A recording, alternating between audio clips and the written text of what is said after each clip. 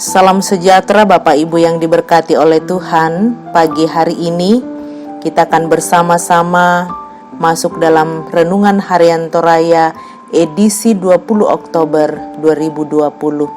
Sebelum kita membaca bagian firman Tuhan, mari kita berdoa. Betapa kami bersyukur di hadapan-Mu Bapa Sorgawi pagi ini untuk semua berkat dan kasih-Mu yang boleh kami alami. Terima kasih kami boleh menghirup udara segar dan memulai seluruh kegiatan kami hari ini. Kami hendak membaca dan dibaca oleh firman-Mu. Layakkan kami Tuhan. Roh Kudus Tuhan terangi agar kami mendengar dengan baik dan menjadi pelaku firman-Mu. Di dalam nama Yesus kami berdoa. Amin. Bagian firman Tuhan pagi ini kita akan dengarkan dari Bilangan pasal 12 ayat yang pertama sampai dengan ayat yang ke-16. Pemberontakan Miriam dan Harun. Miriam serta Harun mengatai Musa berkenaan dengan perempuan Kus yang diambilnya, sebab memang ia telah mengambil seorang perempuan Kus. Kata mereka, "Sungguhkah Tuhan berfirman dengan perantaraan Musa saja? Bukankah dengan perantaraan kita juga ia berfirman?" Dan kedengaranlah hal itu kepada Tuhan. Adapun Musa, ialah seorang yang sangat lembut hatinya lebih dari setiap manusia yang di atas muka bumi. Lalu berfirmanlah Tuhan dengan tiba-tiba kepada Musa, Harun dan Miriam, "Keluarlah kamu bertiga ke kemah pertemuan." Maka keluarlah mereka bertiga. Lalu turunlah Tuhan dalam tiang awan dan berdiri di pintu kemah itu. Lalu memanggil Harun dan Miriam, maka tampillah mereka keduanya. Lalu berfirmanlah ia, "Dengarlah firmanku ini. Jika di antara kamu ada seorang nabi, maka aku Tuhan menyatakan diriku kepadanya dalam penglihatan. Aku berbicara dengan dia dalam mimpi.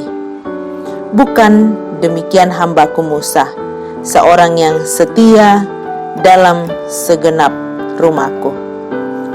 Berhadap-hadapan aku berbicara dengan dia, terus terang, bukan dengan teka-teki, dan ia memandang rupa Tuhan.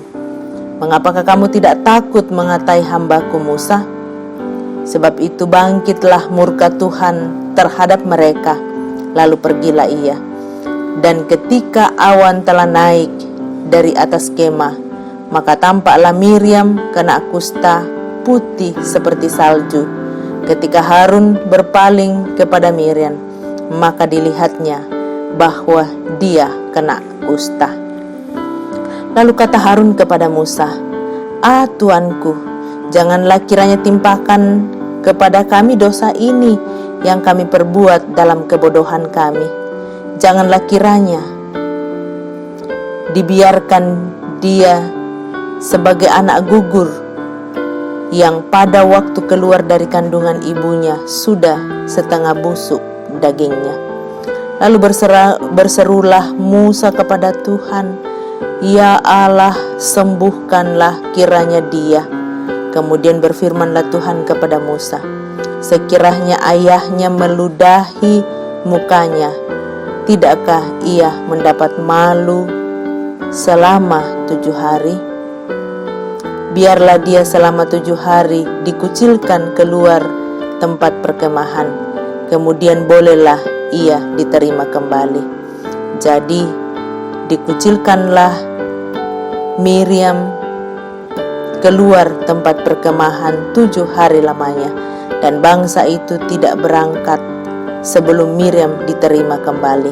Kemudian berangkatlah mereka dari Haserot dan berkemah di padang gurun Paran. Amin.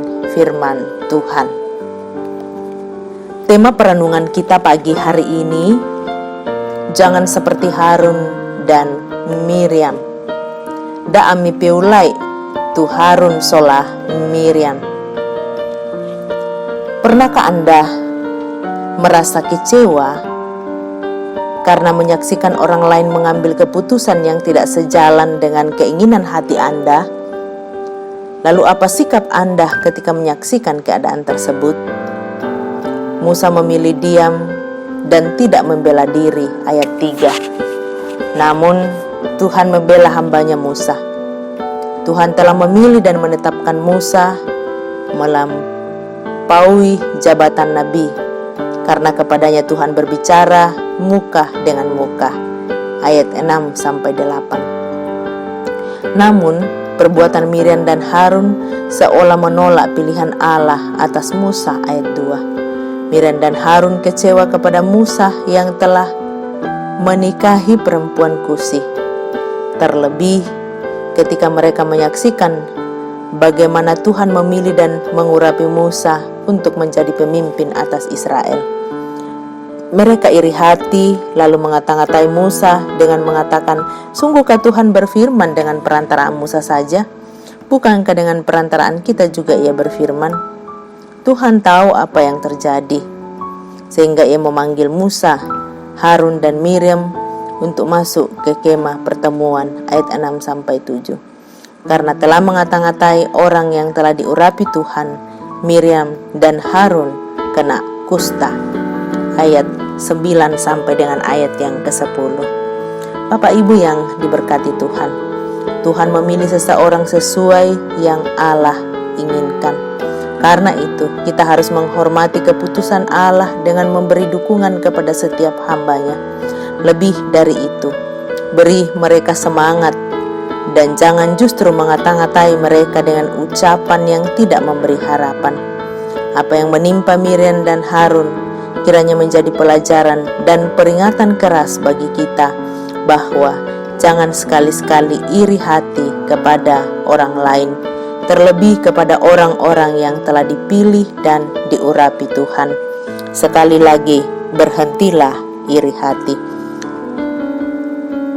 Terpuji Tuhan. Amin.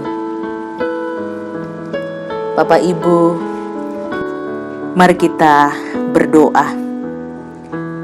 Bapa Sorgawi, kami bersyukur pagi ini firman-Mu yang telah kami baca dan renungkan, Roh Kudus Tuhan menerangi agar kami menjadi pelaku firman-Mu. Terima kasih Tuhan, pagi ini bersama jemaat kami bersyukur untuk semua kasih dan berkat-Mu yang Engkau nyatakan atas syukur, ulang tahun, dan berkat-berkat lain yang Engkau nyatakan di tengah-tengah jemaat. Lengkapi sukacita. Kami bersama berdoa untuk seluruh pelayanan sepanjang minggu ini. Berkati majelis gereja, pengurus OIG, dan semua pelayan-pelayan-Mu, sehingga dijaminkan kuat dan sehat dalam menata pelayanan. Kami berdoa dalam proses pembangunan gedung serbaguna dan ruang sekolah minggu.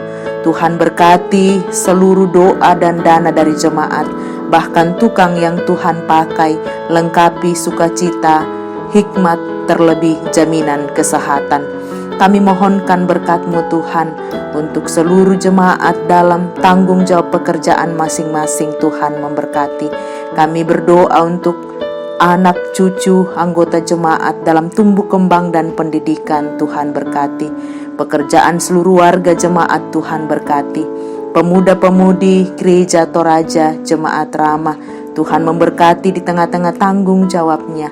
Bahkan kerinduan kami orang tua untuk pasangan jodoh yang tepat bagi anak-anak muda kami, Tuhan berikan yang terbaik seturut dengan kehendak-Mu. Bapa Sorgawi, saat ini kami pun bersama-sama memohon berkat-Mu untuk pemerintah, bangsa dan negara kami.